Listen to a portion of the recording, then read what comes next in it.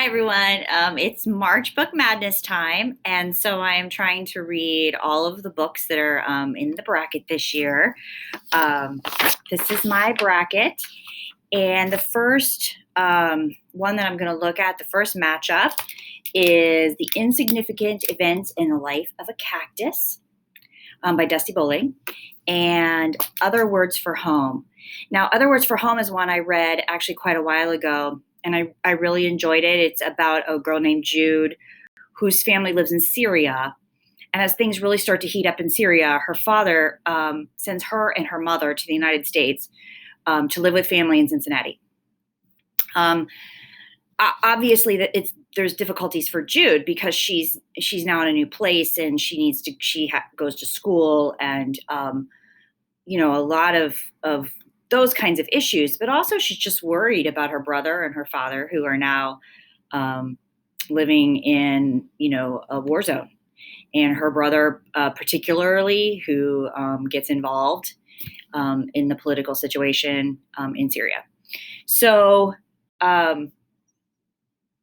only is it just really well written and we really like Jude, we're really rooting for her. And she definitely fits the theme this year of Brave and Bold, but it's also just really significant for the time that we live in. These stories are really important, and it's a nice way of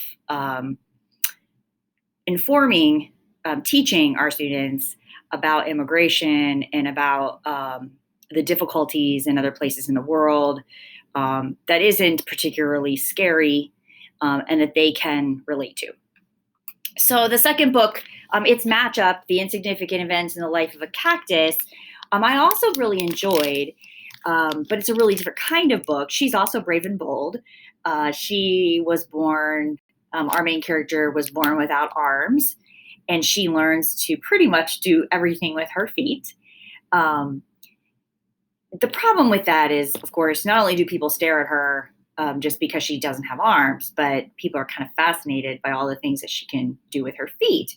And her father loses his job and is offered a job in Arizona.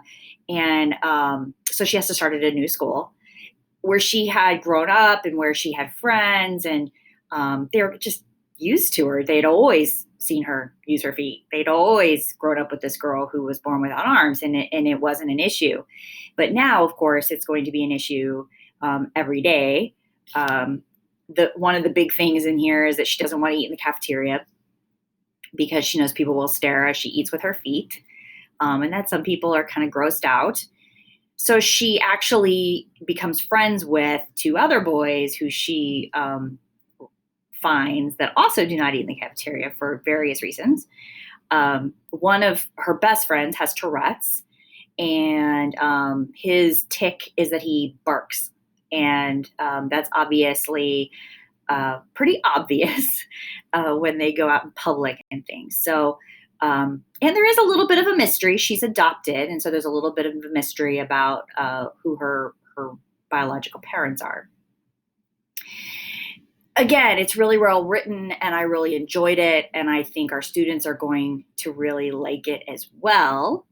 And although I can't say that they won't vote for this one to win this matchup, I really have to vote for Other Words for Home because I just think that it is such a compelling story, and I think that it is such an important story at this moment in time. And I think it is so well written that it helps us bring some understanding to our students, helps them relate to an issue that a lot of them otherwise would have a lot of difficulty understanding or relating to. So sorry, Dusty, but I have to go with Other Words for Home.